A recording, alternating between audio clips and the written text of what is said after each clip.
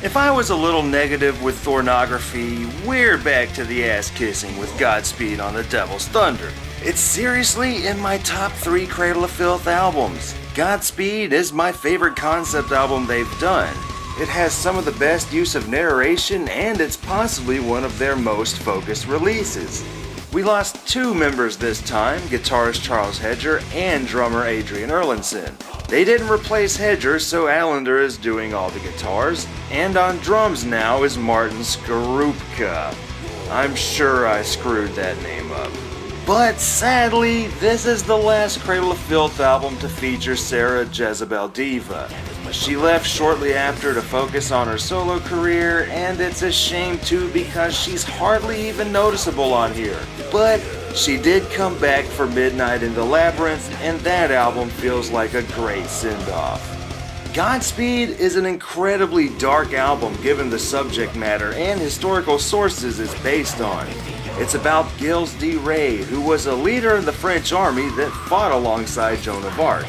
They were apparently really close, and he went pretty crazy after her death, diving into alchemy, witchcraft, trying to summon a demon named Baron, and it all led to the kidnapping, torture, molestation, and murder of children.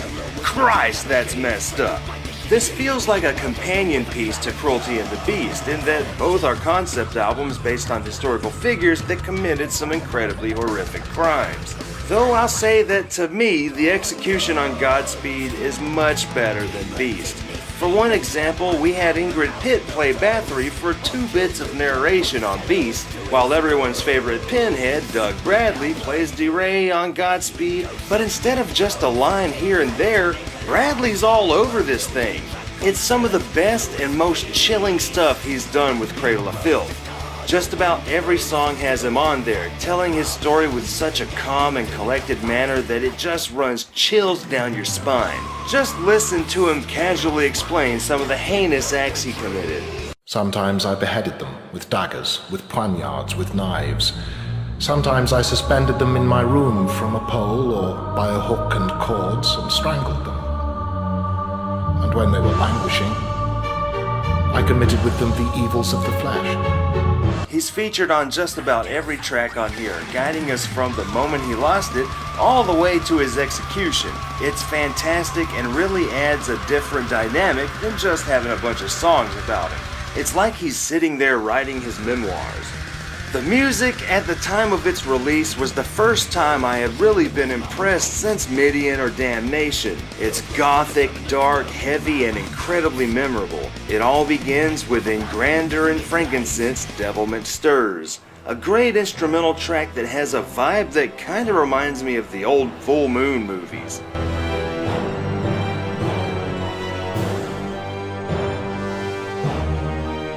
Halfway through we get Tifosia, and it's damn good. The choir in the background is a great touch.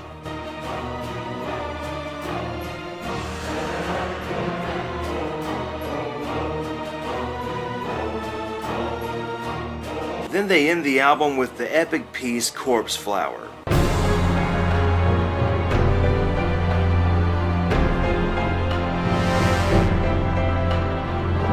Godspeed stays pretty heavy, with The Death of Love being the only thing resembling a ballad.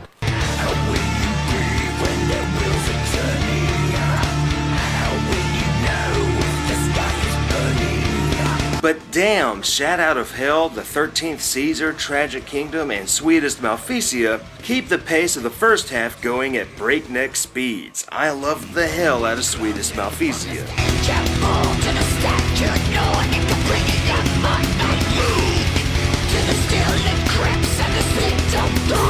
It feels like the music gets darker and more aggressive as the story progresses, with the last half of the album having some of my favorite stuff: Honey and Sulphur, Midnight Shadows Crawl to Darken Council with Life, Darkness Incarnate, and the title track All Destroy Your Face, especially on Honey and Sulphur.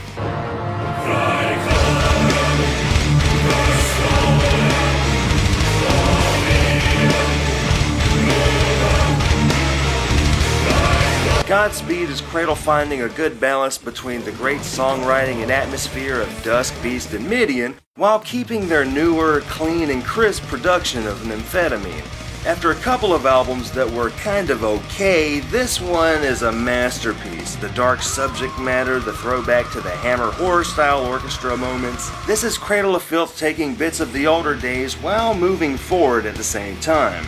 Godspeed on the Devil's Thunder gets 10 jars of honey and sulfur out of 10.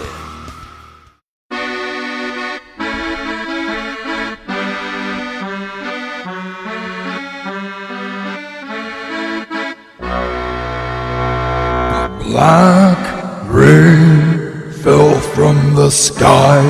All of Chatterpon has surely died, going deep into the evil seed.